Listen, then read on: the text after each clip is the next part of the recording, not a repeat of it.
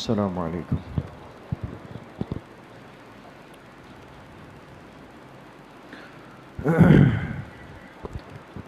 تمام ساتھی قرآن کریم کھول لیں. آن لائن جو سامعین و سامعات ہیں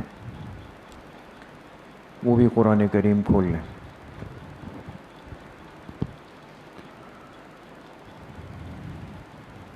سورۃ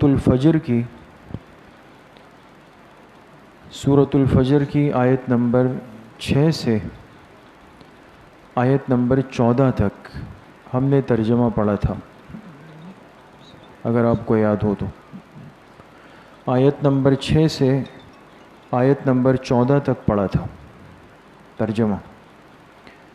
کوئی ساتھی سنا دے پہلے وہ ترجمہ. قرآن اٹھا لیں اگر اٹھانا چاہیں تو. سب غور سے دیکھیں.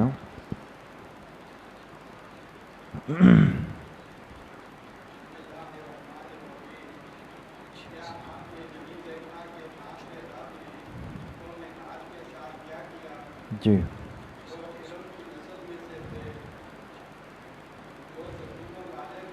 ذات العماد جو ستونوں والے تھے، بڑے بڑے قد والے تھے. دونوں ترجمے اس کے ہو سکتے ہیں، ستونوں والے تھے یا بڑے بڑے قد والے تھے. جی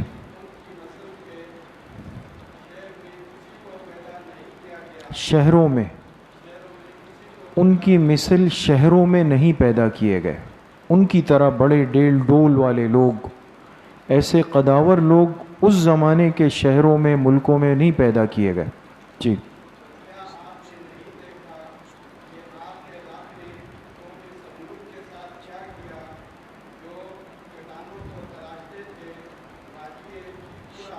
وادی قرا یہ اس جگہ کا نام ہے جہاں یہ قوم رہتی تھی، اس کو وادی قرا کہتے تھے. جی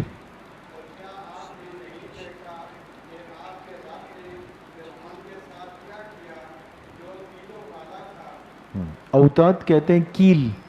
کیل جانتے ہیں نا؟ ہاں جی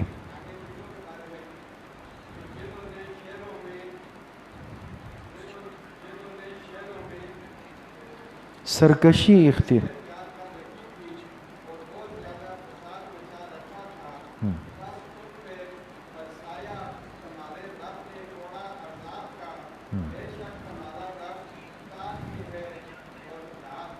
گھات میں دونوں ترجمے ہو سکتے ہیں.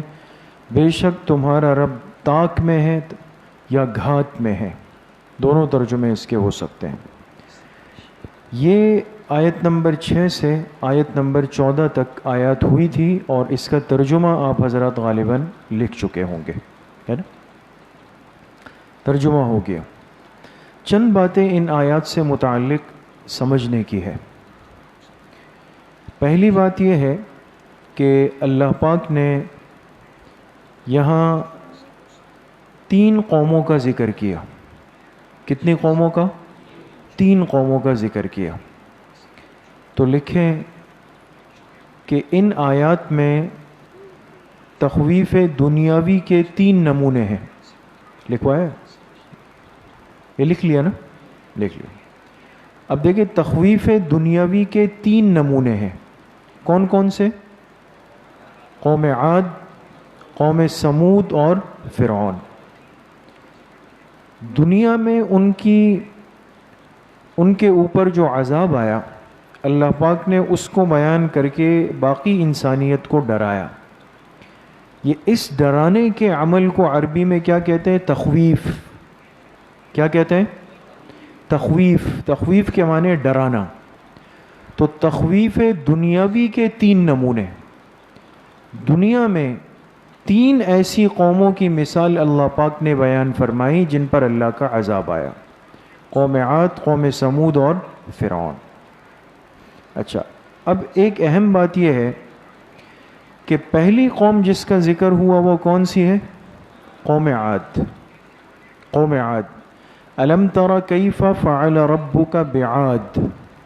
کیا آپ نے نہیں دیکھا کہ آپ کے رب نے قوم عاد کے ساتھ کیا کیا؟ سمجھ گئے؟ اب ایک سوال آپ سے بنتا ہے اور آپ کو اس کا جواب آتا ہے اور آنا چاہیے اور ذہن میں ہونا چاہیے، اس لیے کہ ہم اس بات کو پہلے تفصیل کے ساتھ سورہ فیل میں پڑھ چکے ہیں۔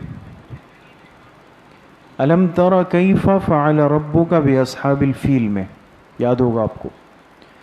وہی سوال یہاں پر ہے کہ ان آیات میں خطاب ہے جناب نبی کریم صلی اللہ علیہ وسلم کو اور آپ کے واسطے سے آپ کی امت کو، صحیح ہے نا؟ اصل مخاطب کون ہے؟ جناب نبی کریم صلی اللہ علیہ وسلم، اور آپ کے واسطے سے آپ کی امت ہے۔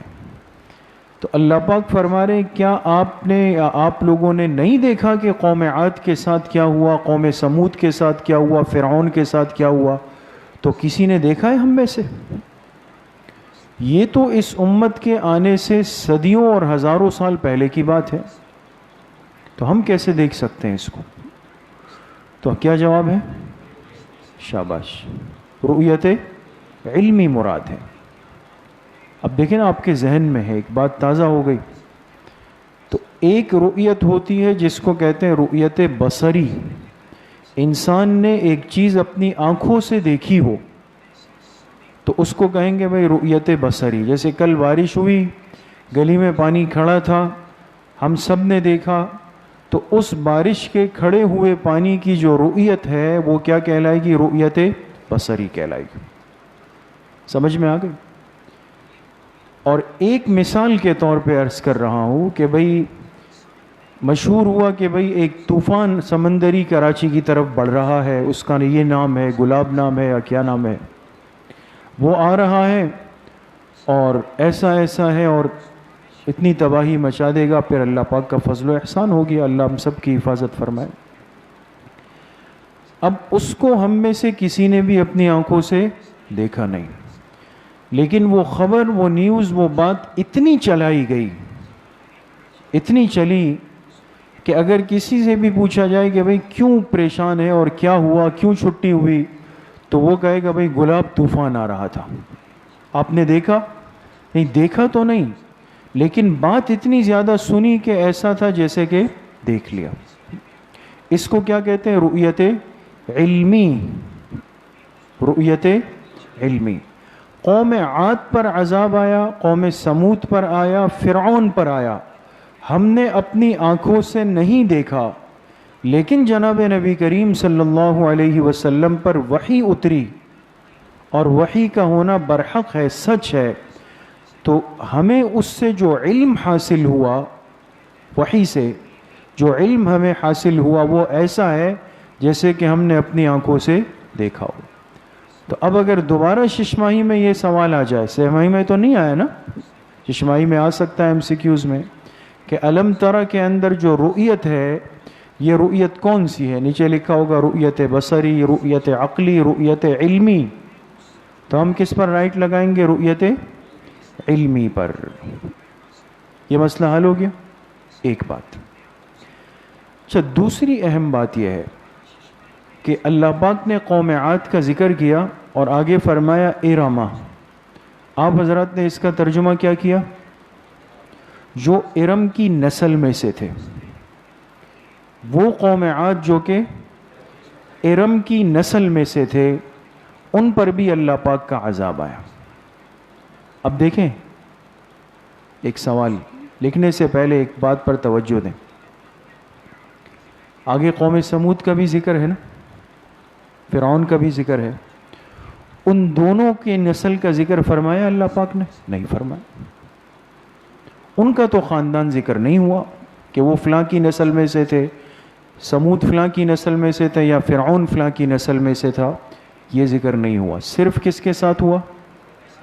عاد کے ساتھ ہوا، اور ان کی نسل کیا بتائی گئی؟ کہ ارم کی نسل میں سے تھے۔ تو سوال یہ ہے کہ یہ وضاحت عاد کے ساتھ کیوں کی گئی؟ سوال سمجھے؟ آپ لکھیں ابھی اس کو۔ سوال یہ ہے کہ قوم عاد کے ساتھ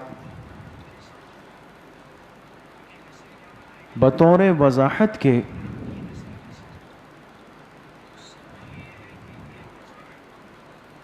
ان کی نسل ارم کا ذکر کیوں کیا گیا؟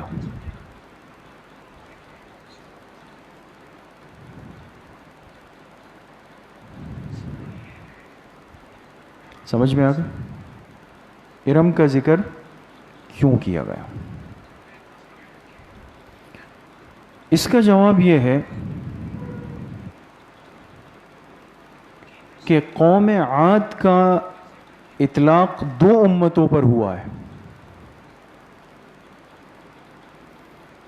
قوم عاد کا اطلاق کتنی امتوں پر ہوا ہے؟ دو امتوں پر ہوا ہے. ایک تو یہی ہے جو آپ کے سامنے ہے، جو کس کی نسل میں سے؟ ارم کی نسل میں سے. دوسرا آگے جو سمود آ رہے ہیں نا، سمود، ان کو بھی اہل عرب کہتے تھے عاد ثانیہ. قوم سمود کو عرب کیا کہتے تھے؟ عاد ثانیہ.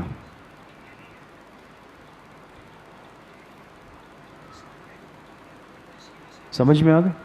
ثانیہ کے معنی یعنی دوسرے نمبر والے، دوسرے نمبر والے. تو اب مسئلہ کیا پیدا ہو گیا کہ عاد نام کی قومیں اور امتیں کتنی ہو گئی؟ دو. ایک جو یہ ارم کی نسل سے آئے ان کو بھی عاد کہتے تھے، اور دوسرا قوم سمود کو بھی عاد کہتے تھے لیکن عاد ثانیہ کہتے تھے. بات سمجھ گئے دوستو؟ ان کو بھی عاد ثانیہ کہتے تھے. تو اب یہ فرق سمجھانے کے لیے کہ سورہ فجر میں جس قوم عاد کا ذکر ہے اس سے مراد عاد ثانیہ والے عاد نہیں ہے، بلکہ اس سے مراد وہ عاد ہے جو ارم کی نسل میں سے ہے. سمجھ میں آ گئی؟ سمجھ گئے دوستو؟ جیسے یہ ہوتا ہے، اب مثال کے طور پہ ایک نام کے دو ساتھی ہیں. آپ کی کلاس میں دو ابراہیم بھائی ہیں، دو ہیں نا، دو ابراہیم بھائی ہیں. تو اب مثال کے طور پہ سمجھانا ہو کہ بھئی فلاں ابراہیم بھائی، کہا بھئی وہ ابراہیم بھائی جو ہر چھٹی پہ خوش ہوتے ہیں، تو کس کی طرف ذہن جائے گا؟ سمجھ گئے؟ تو ایک مذاق کے طور پہ عرض کر رہا ہوں، کیونکہ ابراہیم بھائی محسوس نہیں کرتے.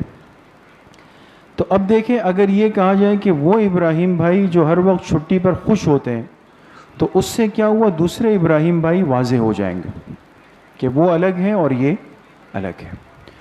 یہاں اللہ پاک نے قوم عاد کے ذکر کے بعد فوراً کہا ارما، وہ عاد جو کہ ارم کی نسل میں سے تھے. تو واضح کر دیا کہ کون سے والے مراد نہیں ہیں؟ سمود والے، جن کو کیا کہا جاتا تھا؟ عاد ثانیہ کہا جاتا تھا. یہ بات سمجھ گئے؟ یہ بات سمجھ گئے؟ تو یہ اس وضاحت کے لیے ارم لایا گیا. باقی آگے خود قوم سمود میں، فرعون میں یہ اشتباہ نہیں تھا. اس نام سے اور کوئی امت دنیا میں موجود نہیں تھی، اس وجہ سے وہاں وضاحت کی ضرورت بھی نہیں پڑی. وضاحت وہاں کرنی پڑتی ہے جہاں پر اشتباہ کا، شبہ کا خطرہ ہوا کرتا ہے. یہ نسل ہے، یہ ایک نسل ہے. اچھا، اب یہ نسل کس طرح ہے وہ آپ لکھیں. ان کا نسب یہ تھا، ان کا نسب یہ تھا: عاد بن عاص، صاد کے ساتھ، عاد بن عاص بن ارم بن. تو اب اگر آپ سے کوئی پوچھ لے کہ ارم جو تھے یہ عاد کے کیا تھے، آپ کیا کہیں گے؟ دادا تھے. کیا تھے؟ دادا تھے. سمجھ میں نہیں آئی بات؟ سمجھ گئے ظفر بھائی؟ ہاں. تو نسب اس طرح بنے گا: عاد بن عاص بن ارم. تو عاد اور ارم کا آپس میں رشتہ کیا ہے؟ پوتے اور دادا والا رشتہ ہے. یہ پورا نسب ان کا آپس میں اس ترتیب پہ بنے گا. یہ بات صاف ہو گئی؟ ہو گئی؟ ختم. اچھا, آخر میں فرمایا جو آخری آیت تھی, ان ربک لبالمرصاد, بے شک تمہارا رب جو ہے وہ طاق میں ہے, یا فرمایا کہ گھات میں ہے.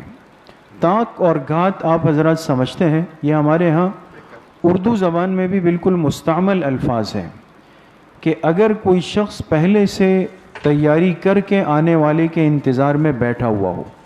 جیسے ایک فوجی ہوتا ہے, وہ پہلے سے اپنے مورچے میں تیار ہو کر کے دشمن کے انتظار میں بیٹھا ہوتا ہے نا. یہ اس کو پتہ ہے کہ یہاں راستے سے ابھی میرا دشمن گزرنے والا ہے, تو یہ ہتھیار لگا کے ایکشن لے کے انداز سے بیٹھ کر نشانہ بنا کر بیٹھ جاتا ہے پہلے سے. یہ پہلے کی ساری تیاری کیوں ہے کہ کہیں نشانہ خطا نہ ہو جائے, چوک نہ ہو جائے مجھ سے. سمجھ میں آ گئے؟ یہ تو انسان کی تیاری ہے. اور یہاں کس کے لیے فرمایا گیا؟ اللہ تعالیٰ کے لیے, کہ اللہ تعالیٰ ہر وقت انسان کی طاق میں ہے.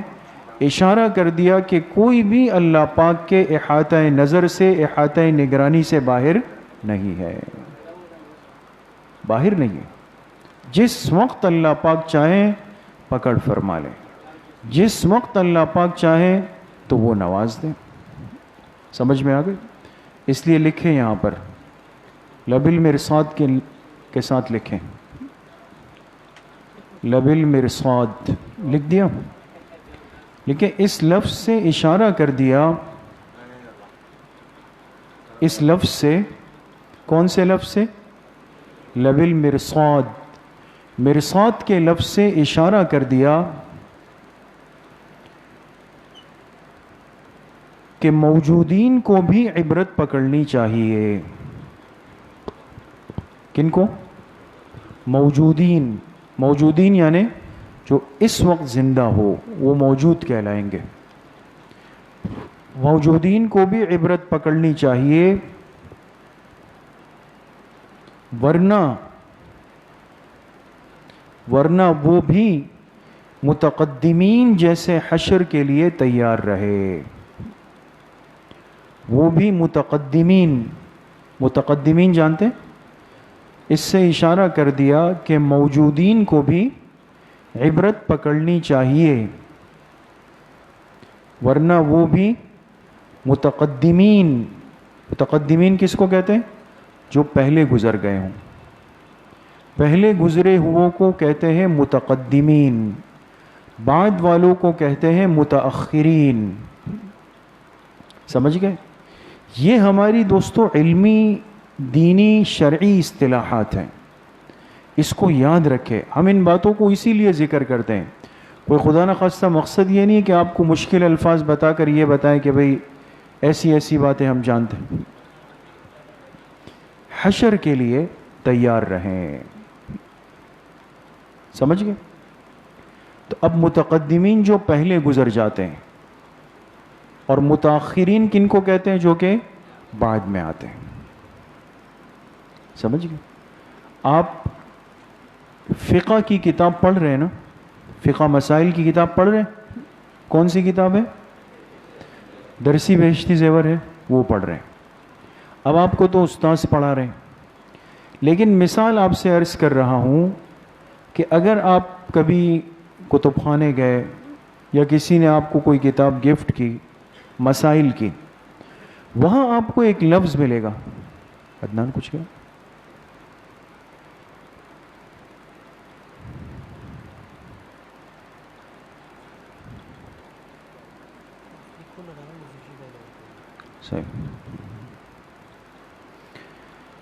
وہاں آپ کو ایک لفظ ملے گا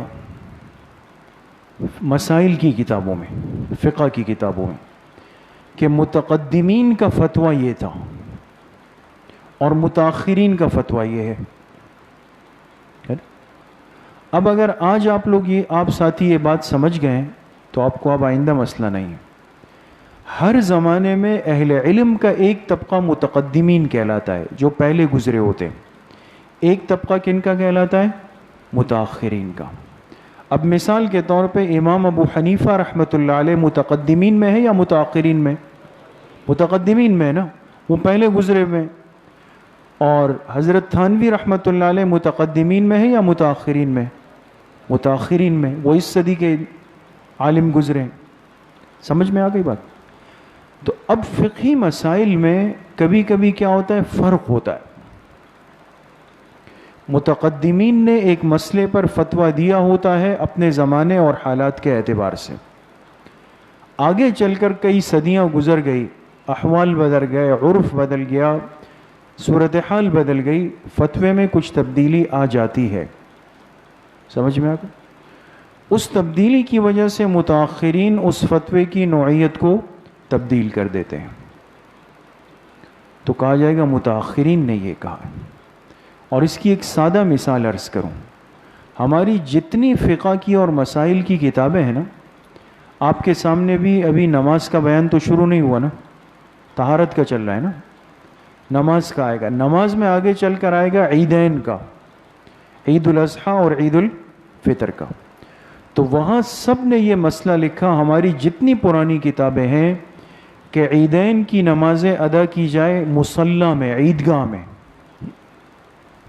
عیدگاہ میں ادا کی جائے. کسی بھی فقہ کی کتاب میں یہ بات نہیں ہے کہ عید کی نماز مسجد میں پڑھی جائے. بات سمجھ رہے ہیں؟ لیکن آپ آج مجھے بتائیں کہ ہمارے ہاں کراچی میں 90% عیدین کی نمازیں کہاں ہو رہی؟ مساجد میں ہو رہی. آج سے 30-40 سال پہلے ایسا نہیں تھا.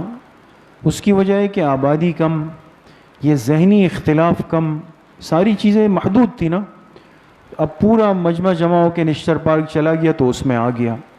لیکن اب آبادی اتنی ہے کہ اگر نشتر پارک گئے تو سب کچھ بھی نظر نہیں آئے گا کیا ہو رہا ہے. ایک تو یہ مسئلہ ہوا کہ تعداد اور افرادی قوت بہت زیادہ ہو گئی.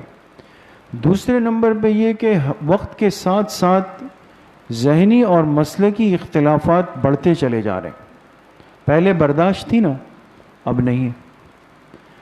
تو ہم طلبہ سے عرض کرتے ہیں کہ اگر ہم پرانوں کی متقدمین کے فتوے پر عمل کریں اور عیدین کی نماز کے لیے چلے گئے تو ظاہر سی بات ہے اس مسلک کے بھی آئے، اس مسلک کے بھی آئے، اس مسلک کے بھی آئے.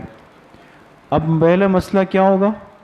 جی میرے امام صاحب نماز پڑھائیں گے، وہ کہیں گے میرے امام صاحب پڑھائیں گے، وہ کہیں گے میرے امام صاحب. تو ہم طلبہ سے عرض کرتے ہیں کہ عید کی نماز سے پہلے تو ہوگا جہاد آپس میں. کیا ہوگا؟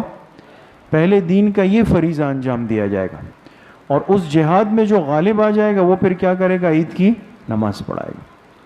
تو یہ والا جہاد بھی نہیں کرنا ہے. اس لیے متاخرین نے کیا مسئلہ دے دیا کہ اب محلے کی مسجد میں بھی عید کی نماز کو قائم کیا جا سکتا ہے. اب سمجھ میں آیا؟ متقدمین کا مسئلہ عیدین میں یہ تھا، متاخرین کا مسئلہ عیدین میں کیا ہو گیا؟ یہ ہو گیا. ٹھیک ہے. تو لب المرصاد میں کیا لکھا؟ اس سے اشارہ کر دیا کہ موجودین کو بھی عبرت پکڑنی چاہیے، ورنہ کیا ہوگا؟ متقدمین جیسے حشر کے لیے تیار رہے. بات سمجھ گئے؟ وآخر دعوانا ان الحمد للہ رب العالمین.